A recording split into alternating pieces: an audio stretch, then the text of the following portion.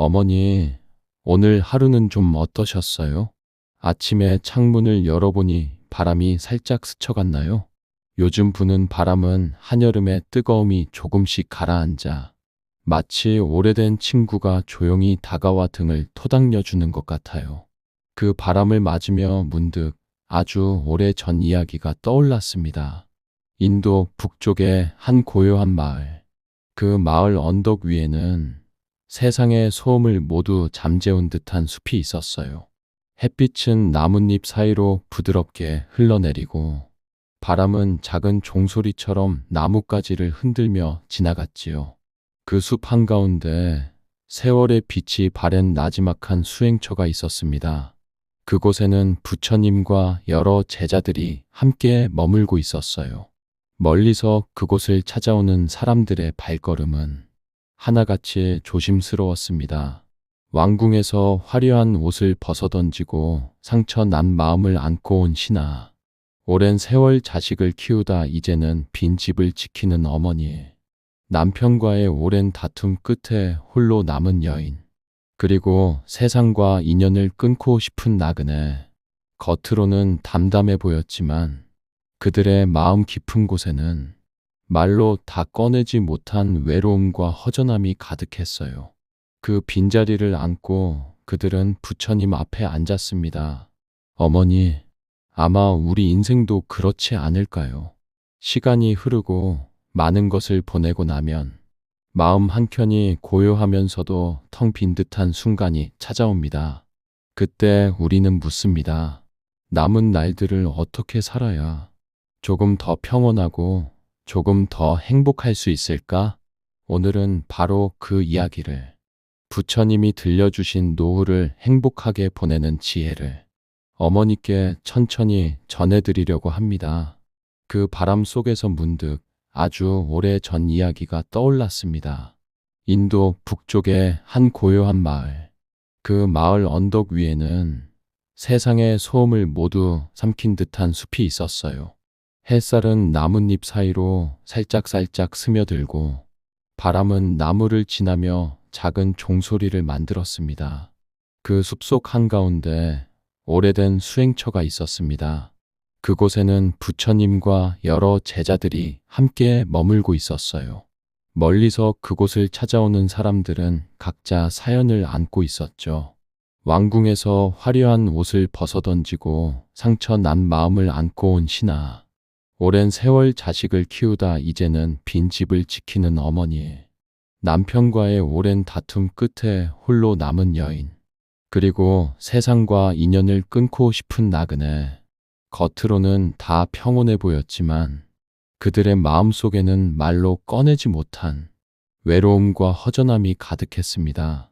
그중 한 어머니가 있었습니다.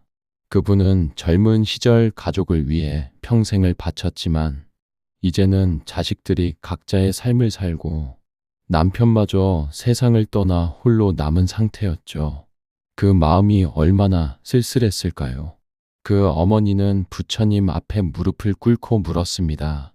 부처님, 이제 저는 무엇을 하며 살아야 하나요? 앞으로 남은 날들이 너무 길고 너무 조용합니다. 부처님은 잠시 눈을 감으셨다가 미소를 지으며 이렇게 말씀하셨습니다. 앞으로의 날들은 채우기보다 비우는 연습을 하는 시간이 되어야 하느니라. 그리고 그 빈자리에 나 자신을 다시 심어야 하느니라. 부처님은 어머니께 세 가지의 이야기를 들려주셨습니다. 첫째, 마음을 쓰는 방향을 바꾸라. 부처님이 먼저 이렇게 말씀하셨습니다. 물이 고이면 썩고 흐르면 맑아진다. 젊은 시절엔 온 마음을 가족과 자식에게 쓰느라 정작 나를 돌아볼 틈이 없었죠. 하지만 노년은 그 방향을 돌려서 내 마음이 나에게로 흐르게 해야 합니다. 옛날 들꽃 향기가 가득한 시골 마을에 아주 인심 좋은 할머니가 살고 계셨어요. 할머니의 하루는 늘 비슷했습니다. 아침 해가 막 들기 시작하면 허리를 조금 숙여 우물 두레박을 힘껏 끌어올렸죠. 그리고 그 물을 항아리에 담아 동네 이웃들에게 나누어 주었습니다. 여기 오늘 물이 참 시원하니 한 잔 드시고 가요. 그렇게 말하는 할머니의 얼굴은 마치 맑은 물처럼 환하고 깨끗했지요. 그런데 어느 해 여름, 할머니의 허리가 심하게 아프기 시작했습니다. 우물가에 나가고 싶어도 두레박을 당기는 힘이 나질 않았어요. 처음엔 그저 하루 이틀 쉬면 나아질 거라 생각했지만 며칠, 몇 주가 지나도 예전처럼 물을 길 수가 없었어요. 할머니 마음 한쪽이 괜히 서운하고 미안한 마음도 들었습니다. 이제 나는 사람들에게 아무것도 해줄 수 없구나. 그렇게 스스로를 탓하며 우울한 날들이 이어졌지요. 그러던 어느 날 아침, 창가에 놓인 빈 화분이 눈에 들어왔습니다. 할머니는 마을 장터에 가서 작은 꽃 모종 하나를 사왔습니다. 그 꽃을 길가에 두고 아침마다 물을 주고 흙을 살살 고르고 햇볕 잘 드는 쪽으로 화분을 돌려놓았죠. 며칠 후 꽃봉오리가 피기 시작하자 지나가던 사람들이 발걸음을 멈추고 말했습니다. 아이고, 이 꽃 참 곱네. 이 길이 한결 환해졌어요. 그 말을 들을 때마다 할머니 마음속에도 부드러운 햇살이 스며들었습니다. 이젠 우물물을 나누어 주지 않아도 꽃 한 송이로 사람들의 마음을 따뜻하게 할 수 있다는 걸 알게 된 거죠. 어머니, 우리가 나이 들면서 예전처럼 큰일을 하거나 남을 위해 많은 걸 해줄 수 없다고 느껴질 때가 있습니다.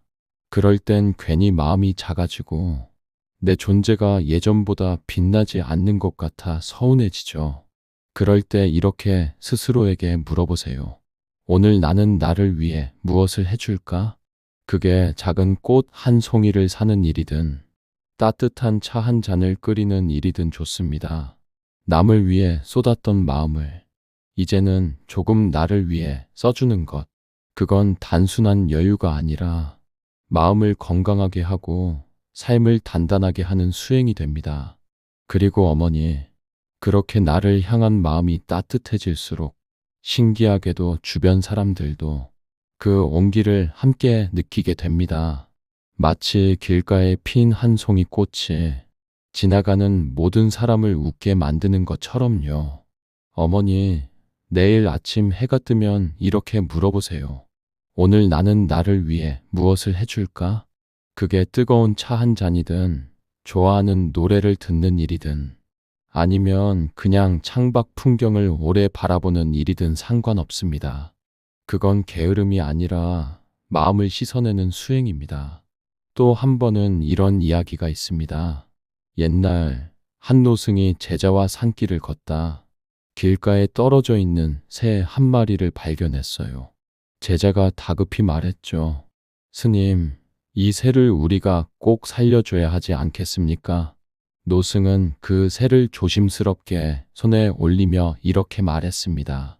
살릴 수 있다면 기꺼이 돕지만 붙잡아두면 이 새의 날개가 부러질 것이다. 사람 관계도 그렇습니다. 노년이 되면 떠나는 인연을 억지로 붙잡지 않는 지혜가 필요합니다. 붙잡지 않아도 인연이 깊으면 돌아오고 떠난 인연은 이미 그 역할을 다한 것입니다. 어머니, 가끔은 이렇게 속으로만 인사해 보세요. 그동안 함께 해줘서 고마웠습니다. 이제는 평안하세요. 그 한마디만으로도 마음이 훨씬 가벼워질 겁니다. 부처님은 또 이렇게 말씀하셨어요. 배움은 나이를 가리지 않고 나눔은 가진 것을 가리지 않는다. 이 말이 생각나는 이야기가 하나 있습니다.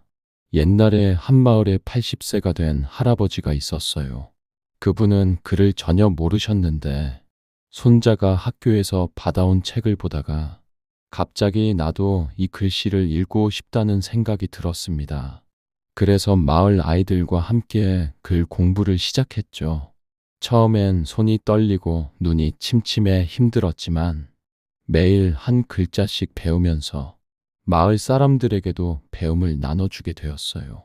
늙어서 배운 글자는 젊어서 배운 글자보다 더 귀하다네. 이건 나의 기쁨이면서 모두의 기쁨이기도 하다네. 그 할아버지의 얼굴은 마치 어린아이처럼 환했습니다. 어머니, 손주에게 옛 이야기를 들려주는 것도, 이웃에게 김치 한 접시 나누는 것도, 새로운 취미를 배우는 것도 다 나눔입니다. 그 나눔이야말로 마음을 젊게 만드는 힘입니다. 어머니, 오늘 제가 드린 이야기는 그저 옛날 이야기나 부처님의 말씀으로만 남아있으면 안 됩니다. 마음을 쓰는 방향을 나에게로 돌리고, 인연을 가볍게 품고, 배움과 나눔을 이어가는 것. 이건 오늘부터 바로 시작할 수 있는 삶의 습관이에요. 혹시라도 마음이 허전한 날, 나는 이제 쓸모가 없다, 는 생각이 드는 날이 온다면, 오늘 들었던 세 사람을 떠올려 주세요. 꽃을 키우던 할머니, 새를 놓아주던 노승, 그리고 글을 배우던 80세 할아버지. 그들의 얼굴에는 공통점이 있었어요. 바로 지금 이 순간을 살아내는 평안한 미소였죠. 어머니, 오늘 밤 잠자리에 들기 전에 저와 약속 하나만 해주세요. 나는 오늘도 나를 위해 작은 행복 하나를 심었다. 그렇게 매일 작은 씨앗을 심다 보면 어머니의 노후는 꽃밭이 될 겁니다. 그리고 그 꽃밭에서 언제든 저도 놀러 가도 되죠? 차 한잔 하면서 다시 또 이런 이야기 나누게요.